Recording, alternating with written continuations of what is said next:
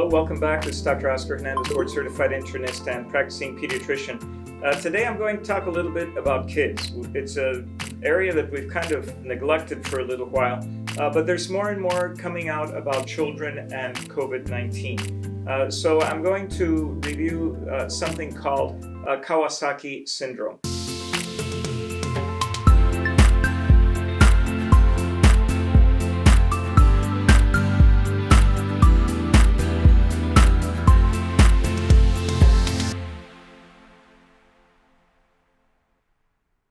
As of the beginnings of May, we developed kids in the New York area that had something that is currently being called pediatric multisystem inflammatory syndrome.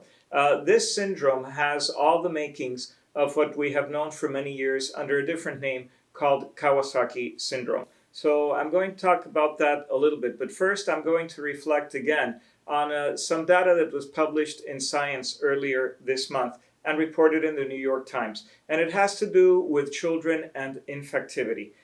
There's good news and bad news. Here's the good news. Kids are about 2/3 less likely to get COVID-19 than grown-ups are. In other words, they're about 1/3 more as likely to get infected. So that's good news. They don't get the virus as often and as common as grown-ups would. The bad news is they're about 3 times more likely to spread the virus. This is not a big surprise. Kids have bad hygiene, they put their finger in their nose, they touch their eyes, they touch other friends, and so on. And this is going to be something that we need to parse out and think about with greater detail when it comes to the reopening of our schools, our child care centers, our pre-Ks. And so this is going to be data that is very important. And because kids pass this to other children so easily, then these kids can also pass it on to grown-ups at home. We're going to have to be very, very careful when children are around people who are at high risk for complications and death from COVID-19,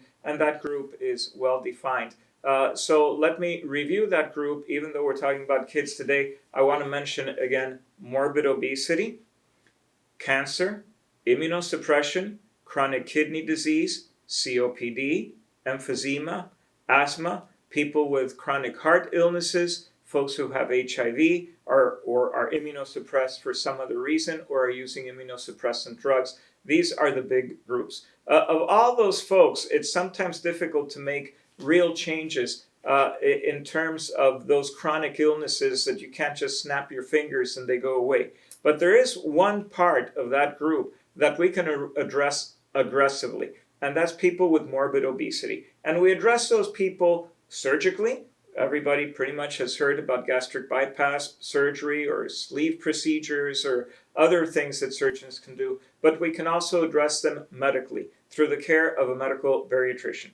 If you need more information about our medical weight loss programs at Florida Bariatrics and Nutrition, you can find the information on our website, mymetromed.com. That's mymetromed.com, or call us 305-279-3502 so that we can help you with that. In the Miami area, if you're outside our area, I have physician finders that will help you find a medical bariatrician by the zip code in which you live through the American Society of Bariatric Physicians. All right, so back to kids, which is really our focus today, and this pediatric multisystem inflammatory syndrome. Let's talk about 2 words, inflammatory. The part that explains a lot of the symptomatology of this particular syndrome in kids is inflammation, swelling, specifically swelling of the arteries. And we're going to go through the specific symptoms of what this means and how this illness first presented, at least in this country, and there are some other hotspots around the world.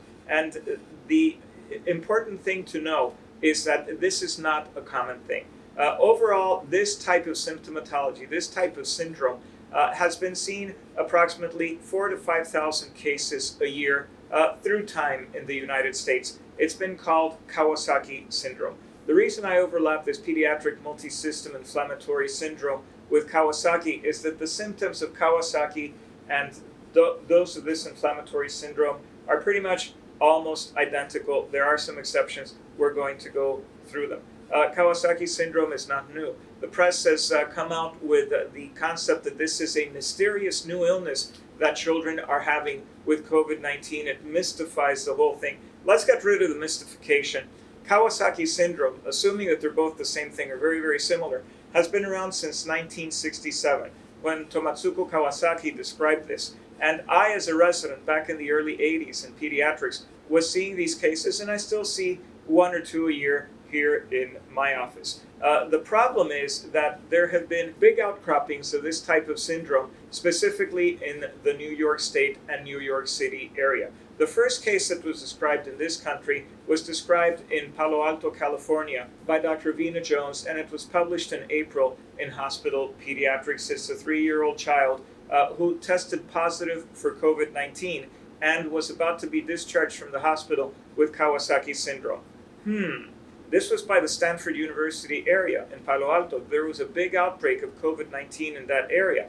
The question is, did this child become COVID positive in the community because it was just exposed to COVID-19 and incidentally also developed Kawasaki syndrome? We're not sure.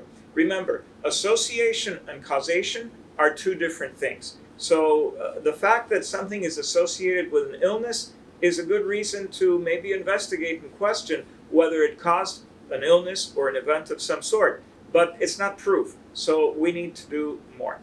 More recently, in the very beginnings of May of 2020, we had a number of cases in New York State, 64 to be precise, and in New York City, as of May 11, 2020, there had been 15 cases. Sadly, one of these children died. Now, in the old days, the mortality for Kawasaki was much higher than it is now.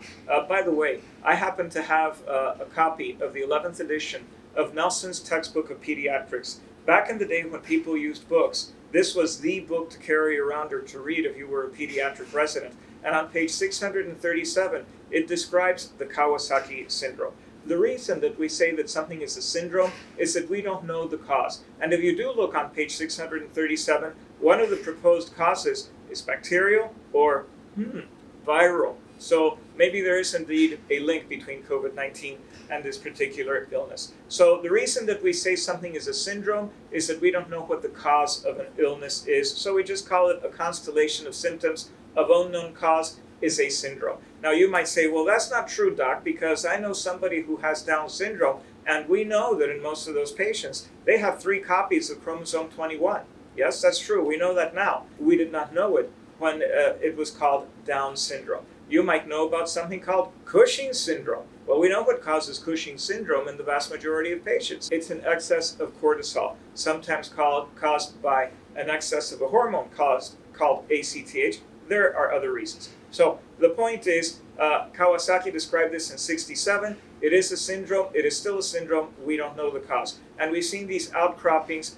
First, the case that we already mentioned in Palo Alto. Then there was a cluster in New York City and New York State. However, here's the proviso. Only 47% of the children in these New York outcroppings were COVID positive, especially when they first presented to the hospital. Now, there were some who later became antibody positive, but we don't know if that's because they were exposed to COVID in the hospital and then developed antibodies. This is uncertain. It's still being parsed out. Again, association, causation, two different things. We also have a report in the Lancet from a cluster of 8 children in southeast England who developed Kawasaki-type symptoms. In other words, this pediatric multisystem inflammatory syndrome. And of those children, none of them were COVID positive when they first presented, and some later developed antibodies to COVID-19. Sadly, one of those children died. Now, what does this mean to us? It means that we need to be on the lookout. If you have a child, and the child is presenting symptoms of fever, conjunctival redness. The conjunctiva is the white part of the eye.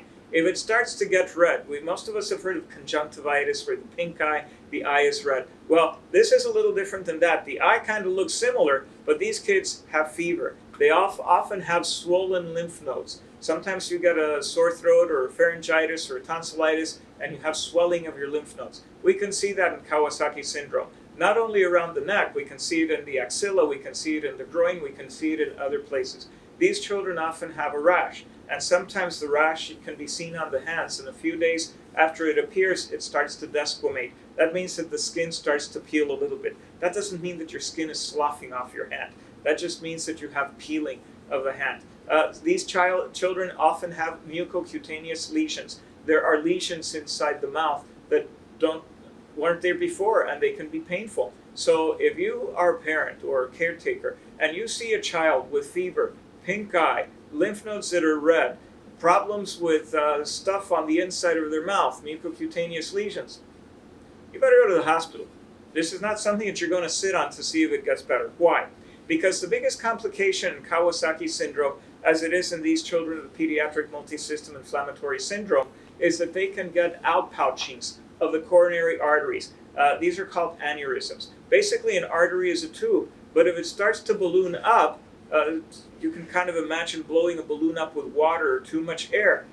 It can pop, right? If you have a coronary artery that's popping, these are the arteries that feed the heart itself so that it can function with blood. You don't want that happening. That's bad juju. Now, most kids don't have that, and most kids survive Kawasaki type syndrome without any problems, without any sequela. They don't have any long-lasting problems, but they do have to be monitored to see if these coronary artery aneurysms are developing. They can develop in other places. Aneurysms, outpouchings of the arteries, can also develop in the brain.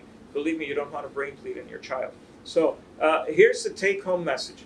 If you have a child with those types of symptoms, run to the doctor, run to the emergency room. Make sure, call ahead, just in case this is associated with a child who is infectious for COVID-19. The doctor will probably want to see them in the car. That's what I would do in the case of my office. By the way, it's Saturday. We're not seeing patients here today, but this is just a view of some of the parts of my office, and my family's probably going to call me in a little while and tell me I got to get home. So I'm gonna finish with this. Remember, folks, if you like us, give us a thumbs up. Subscribe. It's the only way you're going to get these videos on an ongoing basis. Hopefully, they're informative. Di mommy. Yeah, I'm finishing with the camera. Yeah, I'll be there. Okay, bye, baby. All right. So I'm being paged by the high command. So I got to get out of here. Before I leave, I do want to give you a scripture reading today. A lot of people contact us. They love the scripture readings. They find them inspirational. Whether you're a believer or not, these are words of wisdom that have been around for the ages, and I think that many of us can take hope in those words. So I'm going to review something in a moment. But again, if you like us, the thumbs up, subscribe. The only way you're going to get us, if you are a business person and you need help in terms of protecting your staff and your customers as the economy opens up, remember, Coronavirus Business Advisors and Consultants is our business that helps small and medium and large businesses know how to do that. We provide employee testing when appropriate, so remember that. And if you are overweight, come visit us. Florida Bariatrics and Nutrition here in the Miami area. We're going to help you lose weight. Most of our patients are losing about 10 pounds a month. That's usually the benchmark that I shoot for. All right, let's read the scriptures. This one comes from Philippians chapter 4, verse 8. And here's what it says. In hard times, we tend to think about the tough stuff. But let's think about things that are beautiful, kind, gentle, and inspiring. And this is what the scripture says. This was written by the Apostle Paul to a group of believers in the area of Philippi in Greece. Finally, brothers and sisters, whatever is true, whatever is noble, whatever is right, whatever is pure, whatever is lovely, whatever is admirable, if anything is excellent or praiseworthy, think about such things. If we're at home all the time ruminating about the news and getting fed with bad information and getting fed with the gloom and doom, then we will be people of the gloom and doom. Brighten up, cheer up, lift up your eyes, see the face of God, and go forward. I'll tell you what I've said so many times before in these videos. We're going to get out of this. We are getting out of this. The end of this is coming. Now, we're on the downslope of this illness right now. We're going to get other spikes. Count on it. No matter when we open up, we're going to see spikes. We're going to see spikes if we open up now. We're going to see spikes if we open up 10 years from now. I'm telling you, we will conquer this with the help of God, the use of our brains, our resources, and the talents that we have been given. If anything is good, pure, admirable, or praiseworthy, start thinking on that and build your life and your future on good news, not on bad news. We'll see you soon. I gotta get out of here. Bye.